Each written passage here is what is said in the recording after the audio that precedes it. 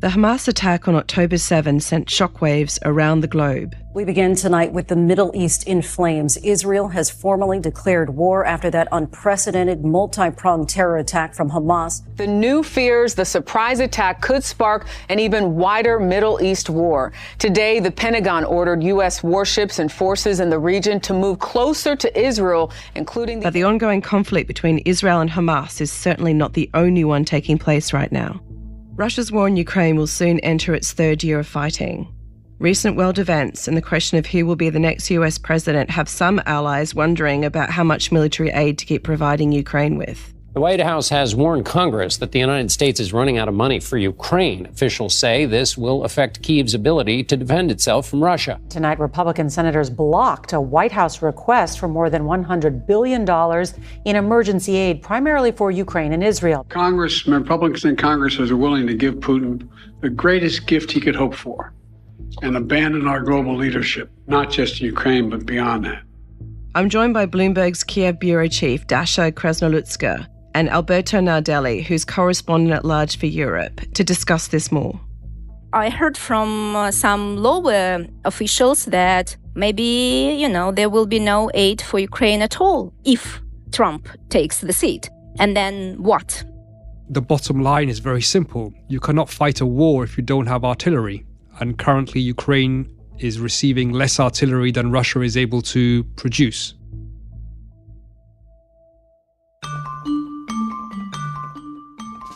I'm your host, Rosalind Mathieson. Today on The Big Take, how is the Israel-Hamas war affecting the conflict between Russia and Ukraine?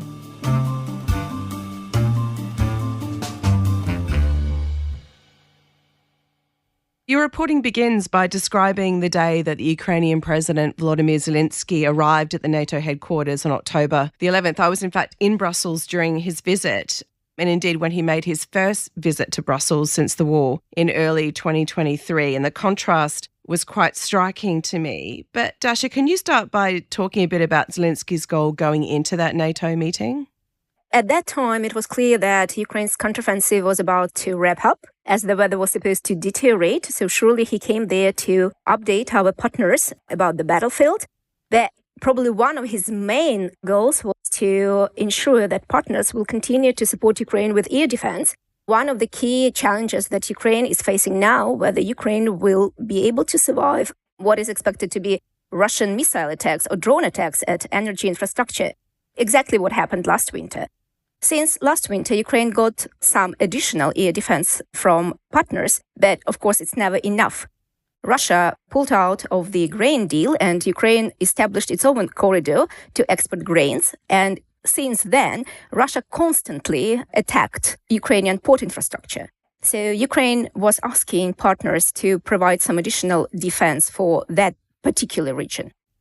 It's interesting you talk about things that have changed in recent times. And Alberto, I'm interested in your view about the atmosphere at that meeting. I mean, I remember again when Zelenskyy first turned up in Brussels, I think it was February this year, just the huge crowds, the feeling of a moment, all the officials, rushing to see him.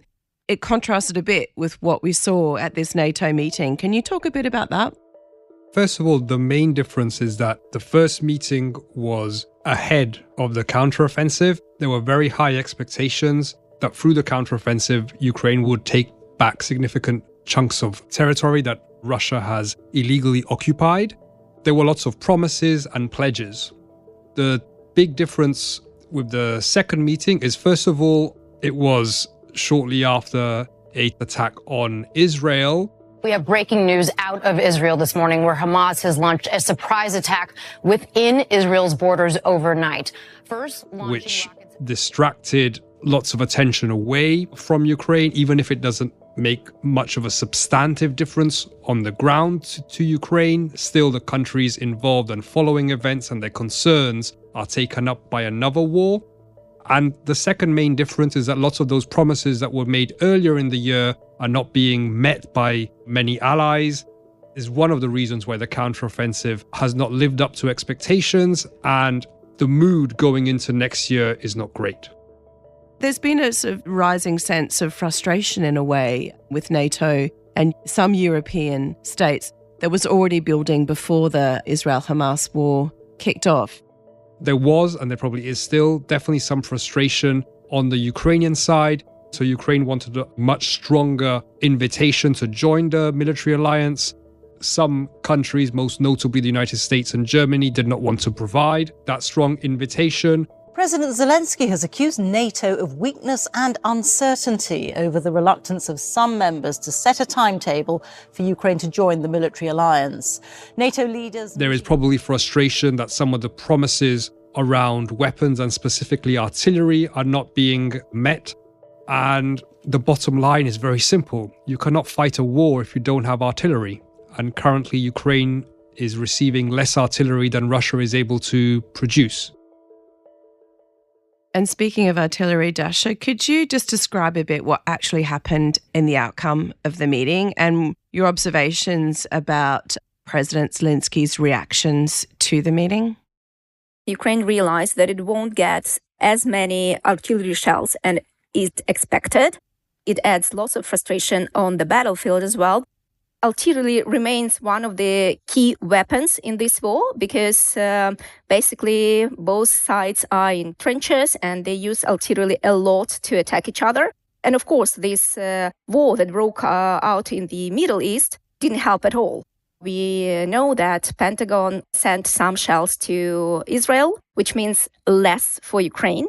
And in general, as President Zelenskyy said, focus was shifting from Ukraine to Israel, and that's what was very frustrating for Ukraine and remains very frustrating for Ukraine. The level of concern was already very high when the Hamas-Israel war started. We know, of course, that there are weapons that Israel needs that Ukraine also needs. We know that there are limits on the ability of defense companies to produce stuff at speed or to ramp up at speed. But realistically, how much is it diverting physical weapons away from Ukraine? I don't think that many to make a difference on the ground in Ukraine. That's what most of the reporting suggests. However, what the reporting does also show is that there is a problem, particularly in Europe, but to an extent also in the United States, which is very simply put that European countries do not have significant stockpiles of artillery. They didn't have significant stockpiles of artillery in the first place. And it seems that there is a mix of capacity. Like you say, it takes companies time to ramp up. Let's not forget that Russia is in a war economy. So it is having 24-hour-a-day shifts, 7 days a week, all day. It is all that they are doing. Basically, a third of their public expenditure is dedicated to the war and to producing these weapons and artillery, trying to get components wherever they can. It's literally their primary focus. In Europe, the primary focus is not the war in Ukraine. It will be voters' concerns on the cost of living or other issues, education, etc., etc., etc. But there is also an element of political will in the sense that, for example, a story that we did recently looks at the contracts that European governments have signed with these companies, and the contracts are relatively small. They are small in terms of the amount of money that's being put into them, and they are small in terms of time frame. Companies have said we need big contracts, long-term contracts, because it takes time to build these things. Most European countries, especially countries in Western Europe, have not signed those contracts, have not put in those requests.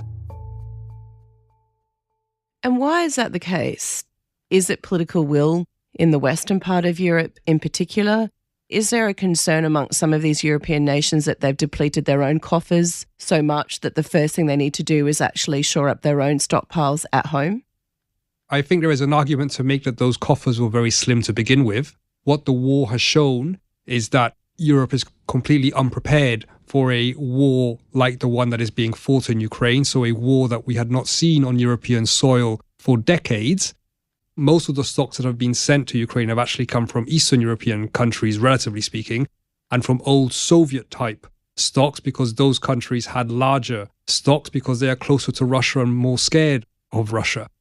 On your first question about the political will, I do not have a definitive answer to that, because at the end of the day, only Macron, Meloni, Scholz, Sanchez can answer that question.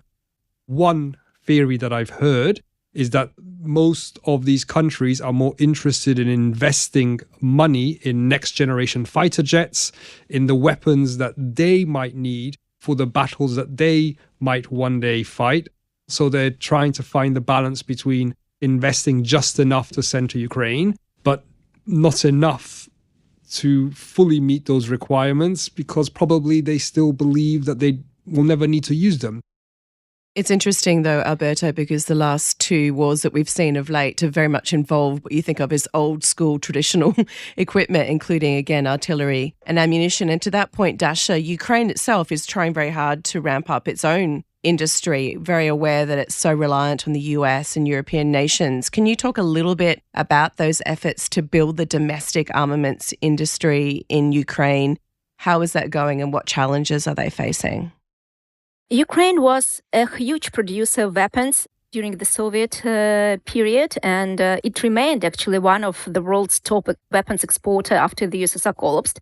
But all those plants, they were first producing Soviet types weapons, and Ukraine wants to switch to the NATO type new weapons.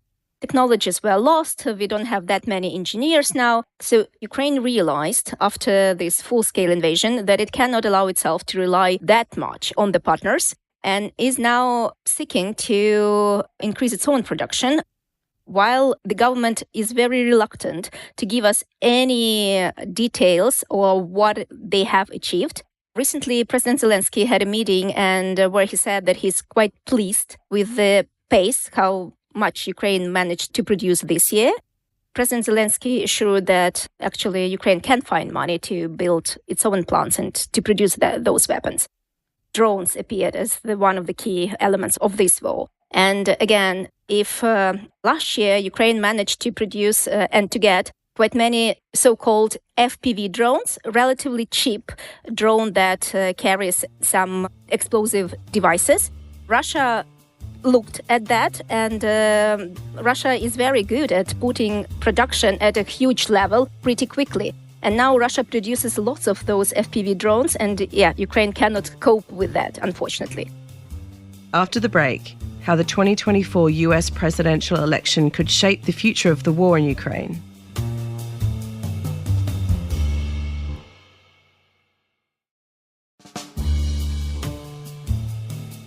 Earlier on, we were talking about the very immediate term, which is the recent meetings with NATO coming into the winter in Ukraine and the outlook on the battlefield, especially with the Israel-Hamas conflict going on. But let's talk a little bit more about stuff that's slightly further out, including the US election late in 2024, because it could impact support for Ukraine, Alberto, depending on whether it's Joe Biden or potentially Donald Trump back in the White House.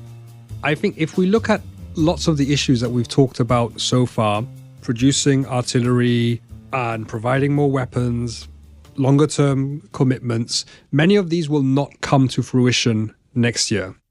It is more likely than not that there won't be a decisive breakthrough in the fighting next year because of this lack of capabilities and manpower being another big unknown factor. So there is lots of concern in parts of Europe, in Ukraine too, about what happens in the United States next year. The US is the number one ally and partner, and no other country or bloc of countries can match its support. So what happens in the US matters fundamentally, and it's probably the number one variable in terms of how this war will end or may end one day. I'm curious, Dasha, on that note, how much is Donald Trump being talked about in Kyiv? The prospect of the return of Donald Trump as the Republican nominee and possibly a Republican president again. Are you hearing his name a lot in Kyiv? How worried is President Zelenskyy and his inner circle that he might return? People are whispering about him. I heard from some lower officials that maybe, there will be no aid for Ukraine at all if Trump takes the seat. And then what?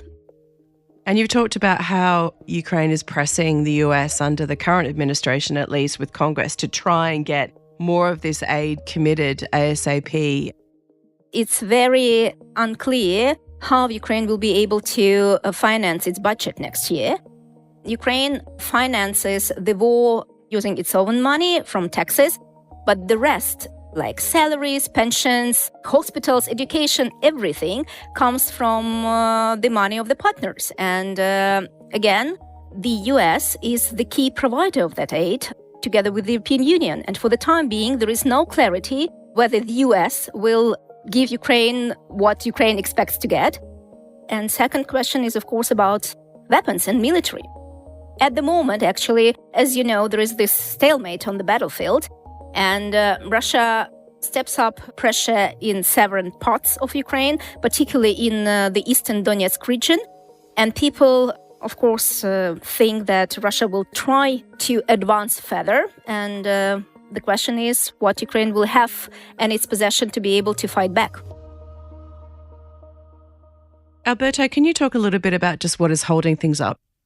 The main issue seems to be that debate has become a political issue. So there are parts of the Republican Party whose argument, very simply put, is why are we sending money to Ukraine when we don't have enough money for people here in America? And I think it will become increasingly difficult beyond this specific debate once the election campaign begins, because American elections tend not to be very sober affairs. And so you can already predict that there will be candidates who will use this as an issue and they will say, why are we paying Ukrainian teachers when American teachers in my state don't earn a lot of money, so on and so forth. Ukraine's fate will get tangled up in those political debates. In the European Union, the issue is slightly different in the sense that you have two main issues. One is you have some countries like Hungary who are blocking the funding, and then you have a technical debate where it's been caught up in the larger EU debate about its budget and increasing that budget. And there is a debate on whether the whole budget should be increased, and secondly, how it should be structured. And thirdly, if the money that goes to Ukraine should be grants or loans. Some countries are arguing we've given lots of money to Ukraine bilaterally, and so we believe that that money should be counted towards the overall pot, and so on and so forth. So it's a mix of issues, but I think the bottom line beyond the technicalities is that it's got caught up in politics, really. And you mentioned Hungary and Hungary's objections. Equally, at the same time, not all countries in Eastern Europe are taking that line, and there remains quite a strong support for Ukraine, particularly on the eastern flank, for a bunch of reasons. The Hungarian case is unique in the European Union in the sense that you have other countries who may have specific issues, for example, because, they're super dependent on Russian oil. They don't want certain sanctions because they need to keep importing oil. You have certain countries who are super dependent on gas or other imports, and they don't want to cut ties because of that. The Hungarian case is unique because no other European country is effectively undermining some of the support that Europe is trying to put for Ukraine, be it they are blocking the European Peace Facility and disbursements for that. That's a fund that reimburses countries that have provided Ukraine with weapons. There is a backlog there now. They say that they want to block the progress in Ukraine's European Union membership. They say that they don't want to send more money to Ukraine. They don't want more sanctions. They want to remove some of the sanctions that exist. And if you look at the types of measures that they want to remove or change, they are not measures that directly impact the Hungarian economy. The question, why is Hungary so pro-Russia, is a question to which I do not have an answer, I'm afraid. Coming up, could Ukraine be pushed into premature peace talks if Western aid diminishes?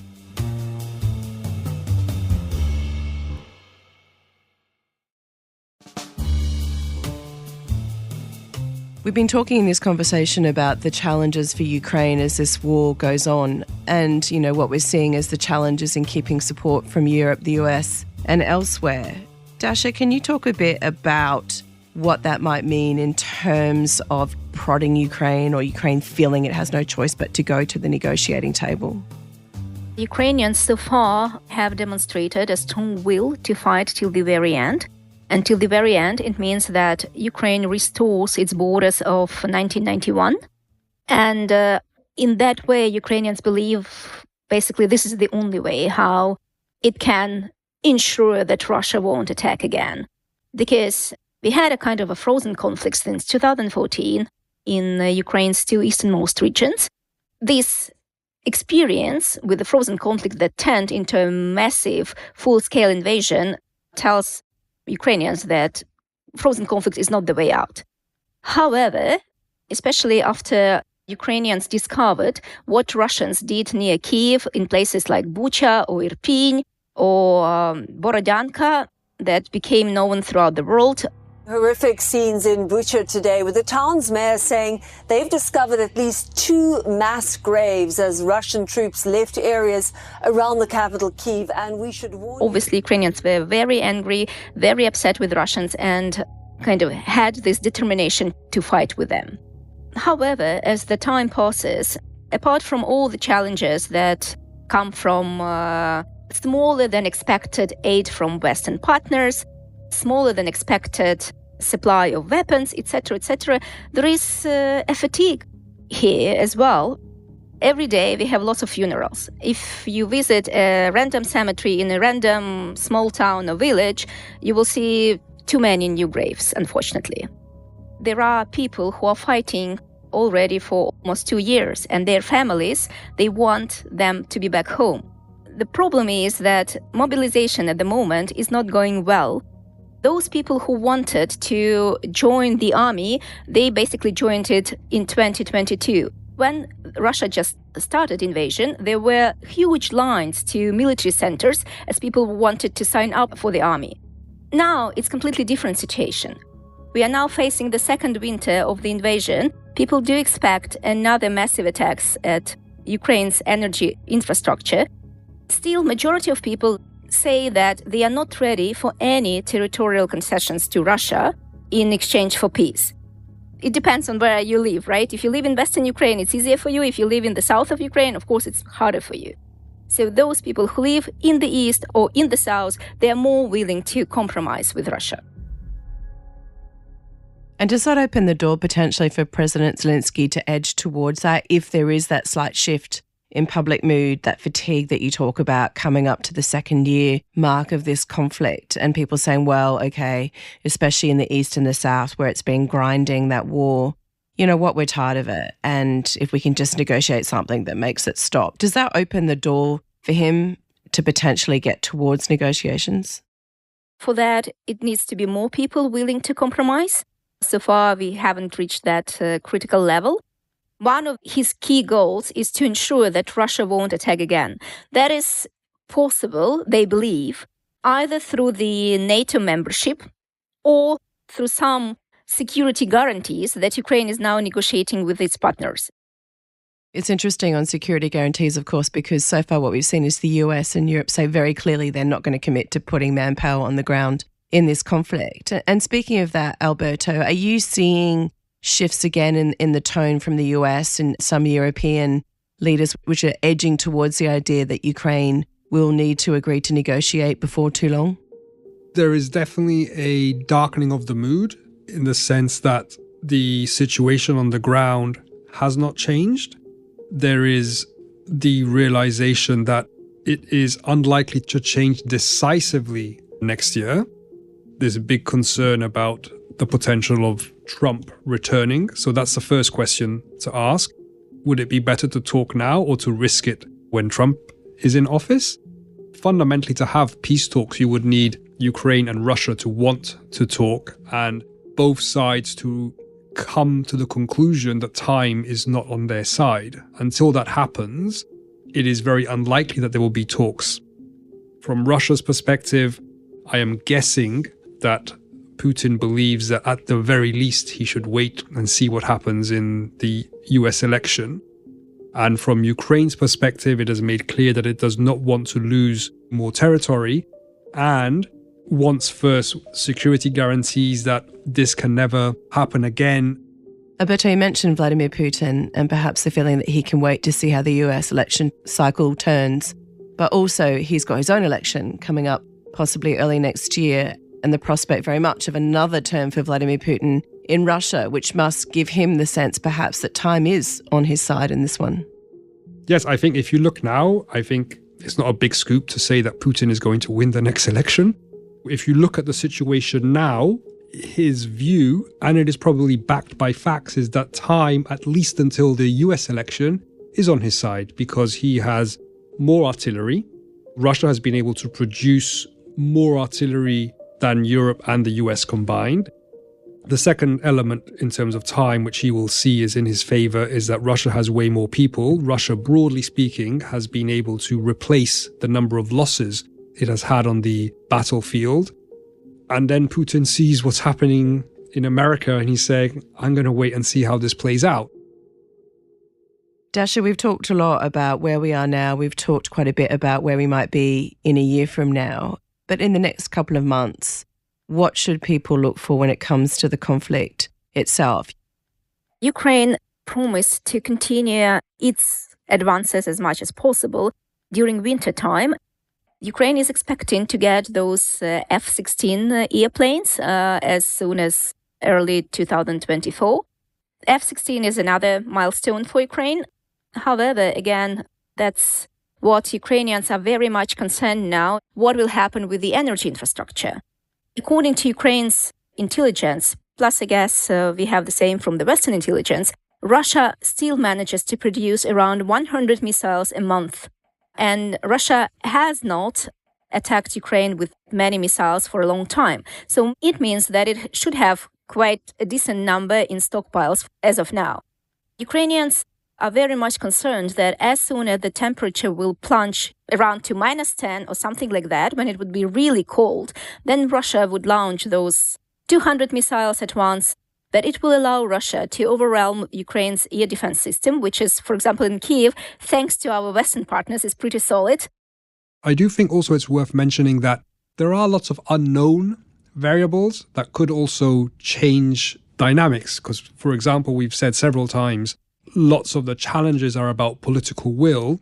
The flip side of political will is that politicians change their current positions. We've seen countries say, we will not send tanks, we will not send this weapon, we will not do this, and then they do.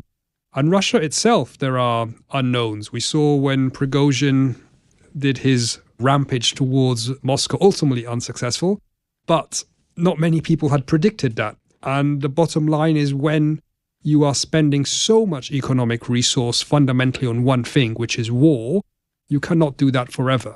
Russia is highly dependent for components on China. 80% of EU sanctions evasion is now taking place through China. Little tweaks in China's attitude towards that could have an impact on Russia's ability to keep making the drones, the missiles, artillery, because Russia depends on other countries helping it to get around sanctions to be able to produce those weapons. Thank you, Dasha. Thank you, Alberto. Thank you. Thank you. Thanks for listening to us here at The Big Take. It's a daily podcast from Bloomberg and iHeartRadio. For more shows from iHeartRadio, visit the iHeartRadio app, Apple Podcasts, Bloomberg CarPlay, or wherever you listen. And we'd love to hear from you. Email us questions or comments to bigtake@bloomberg.net. The supervising producer of The Big Take is Vicky Vergolina. Federica Romagnello is our producer. Raphael Amsili is our engineer. Original music by Leo Sidran. I'm Rosalind Mathieson. We'll be back next week with another Big Take. Have a good weekend.